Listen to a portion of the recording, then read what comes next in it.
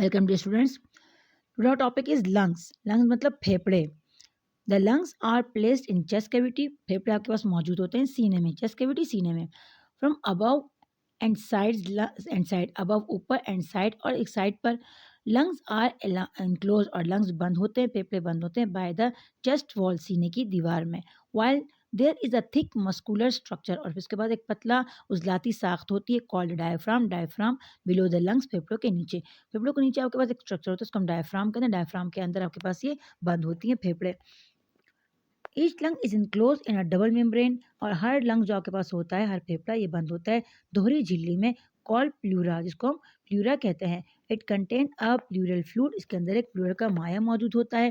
This fluid make, और ये माया बनाता है द मूवमेंट, हरकत को, ऑफ द लंग्स, फेफड़ों की। मतलब कौन सी हरकत? एक्सपेंशन, फैलाव की, एंड कॉन्ट्रैक्शन, और सुकड़ने की। इजी, आसान। मतलब ये फेफड़ों और डायफ्राम के बीच में आपके पास ये फ्लूइड होता है। अब फ्लूइड देखें, आपका कोई मशीनरी होती है, उसको आपने अगर तेल दिया होता है तो वो आसानी से मूवमेंट करती है, और अगर उसमें चिकनाहट खत्म हो जाए या कम हो जाए तो वो आसानी से काम नहीं करती। तो यहाँ पर भी अल्लाह पाक ने कुदरती तौर पर आपके पास एक फ्लूइड रखा होता है, जिसकी वजह से वो कॉन्ट्रैक्शन और एक्सपेंशन ये आसान हो जाती है आपके पास। अब मैकेनिज्म क्या है ब्रीथिंग का? मैकेनिज्म ऑफ ब्रीथिंग, सांस लेने का तरीक़ेकार। मैकेनिज्म, तरीक़ेकार। Breathing consist of two phases. अब ब्रीथिंग जो आपके पास है, सांस लेना, ये मुश्तमिल है दो फेजेस पर, दो मरहलों पर। The taking in of air, अंदर लेना हवा का, कॉल्ड इंस्पायरेशन, जिसको हम कहते हैं इंस्पायरेशन, सांस का अंदर लेना। एंड लेटिंग आउट, और बाहर निकालना, ऑफ एयर, हवा को, कॉल्ड एक्सपायरेशन, जिसको हम एक्सपायरेशन या सांस का बाहर निकालना कहते हैं। हमें पता है कि ऑक्सीजन को हम अंदर लेते हैं, कार्बन डाइऑक्साइड को बाहर लेते हैं। तो जब अंदर ऑक्सीजन लेते हैं उसको हम इंस्पायरेशन कहते हैं, और जो कार्बन डाइऑक्साइड को हम बाहर निकालते हैं उसको हम एक्सपायरेशन कहते हैं। दीज टू फेजेस, और ये जो दो मरहले होते हैं अंदर लेने और बाहर करने का, टेक प्लेस होते हैं कंटिन्यूसली, मुसलसल, वन आफ्टर वन, एक दूसरे के बाद। The other, one after the other, एक दूसरे के बाद। पहले एक होता है, फिर दूसरा, ऑक्सीजन आता है, कार्बन डाइऑक्साइड जाता है, कार्बन डाइऑक्साइड जाता है, ऑक्सीजन आता है। Air moves in when in, हवा अंदर आती है, when the air pressure in the lungs is lower, जब हवा का दबाव क्या हो जाए, फेफड़ों में कम हो जाए। देखिए हमने डिफ्यूजन में भी पढ़ा था कि हमारे पास क्या होता है डिफ्यूजन में, कि हायर कंसंट्रेशन से लोअर कंसंट्रेशन में आपके पास आती हैं। अब यहाँ पर भी क्या है कि अंदर आपके पास जो लंग्स में प्रेशर है वो क्या हो गया, लो हो गया। देन द प्रेशर आउटसाइड, बाहर से, तो द बॉडी, बॉडी जिस्म का, एंड इट मूव आउट, तो ये क्या करेगा, बाहर जाएगा। When the pressure in the lung is greater, और जो आपके पास प्रेशर क्या हो गया, ज़्यादा, then the atmospheric pressure, atmospheric pressure से। आपके पास जो एटमॉस्फेरिक प्रेशर ज़्यादा हो जाएगा तो ये क्या करेगा, ये अंदर से बाहर जाएगा, और जब अंदर आपका प्रेशर कम होगा तो ये बाहर से अंदर आएगा। अब इंस्पायरेशन का अमल आपको ध्यान से तफसील समझाया जा रहा है। इंस्पायरेशन, सांस अंदर लेना, इसमें क्या क्या मैकेनिज्म होता है आपके पास? तो ड्यूरिंग इंस्पायरेशन, सांस लेने के दौरान, अंदर लेने के दौरान, द वॉल्यूम, जो हजम होता है आपका, ऑफ द चेस्ट कैविटी, सीने का, इंक्रीजेस, बढ़ जाता है। जिस तरह किसी गुब्बारे में आप हवा भरते हो तो वो फूल जाता है, इस तरह जब आप सांस को अंदर लेते हो, ऑक्सीजन को अंदर लेते हो, तो जाहिर है उसका वॉल्यूम भी क्या हो गया, सीने का, ये बढ़ जाता है। एंड द प्रेशर, और जो आपके पास दबाव होता है इन द लंग्स, फेफड़ों पर, वो डिक्रीज, कम हो जाता है। It happen due to two reason, और ये जो काम आपके पास होता है ये दो वजूहत की बिना पर होता है कि भाई प्रेशर आपके पास डिक्रीज हो गया और वॉल्यूम आपके पास एक्सपेंड हो, ज़्यादा हो गया।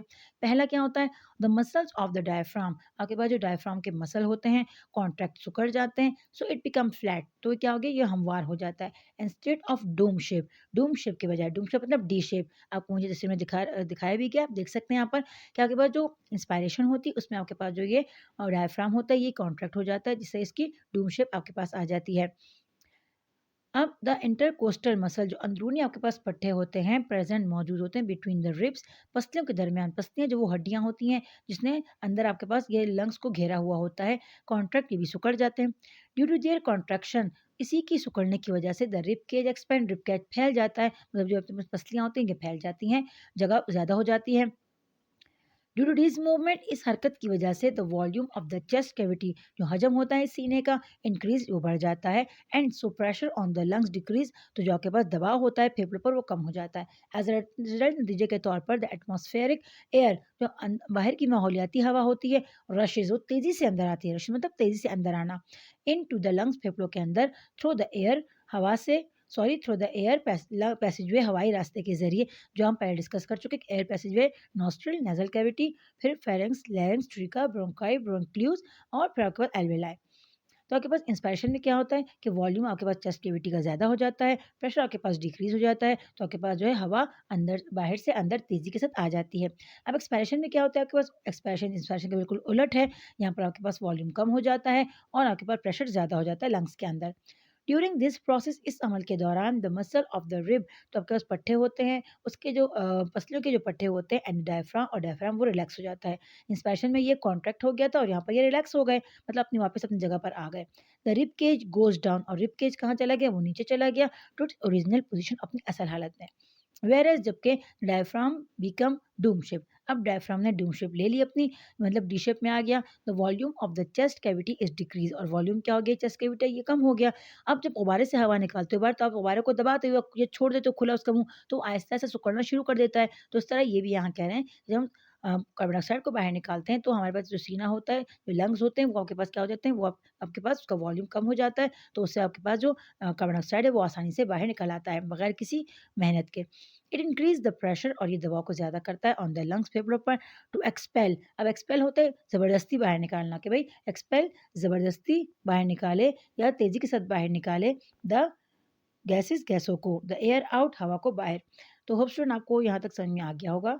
तो इसमें अगर आपको कोई चीज़ समझ में ना आए तो आप पूछ सकते हैं। पहले हमने लंग्स के बारे में पढ़ा कि लंग्स आपके पास क्या होते हैं। लंग्स आपके पास जो है वो एक डबल मेम्ब्रेन में बंद होते हैं। इसके और रिब केज के दरमियान आपके पास जो है फ्लूइड होता है ताकि वो आसानी से कॉन्ट्रैक्शन और रिलैक्सेशन कर सके। फिर मैकेनिज़्म आपने पढ़ा कि भई मैकेनिज़्म कैसा होगा इन और आउट। तो जो आपके पास एटमॉस्फेरिक प्रेशर बाहर ज़्यादा होगा, लंग्स पर कम होगा तो हवा अंदर आएगी। जब लंग में प्रेशर ज़्यादा होगा और बाहर कम होगा तो हवा बाहर जाएगी। फिर हमने ये पढ़ा कि इंस्पायरेशन क्या है, एक्सपायरेशन क्या है। इंस्पायरेशन साँस का अंदर लेना, इसमें वॉल्यूम ज़्यादा हो जाता है चेस्ट कैविटी का, प्रेशर डिक्रीज़ हो जाता है और एक्सपायरेशन में उसका उलट कि वॉल्यूम कम हो जाता है और प्रेशर इंक्रीज़ हो जाता है।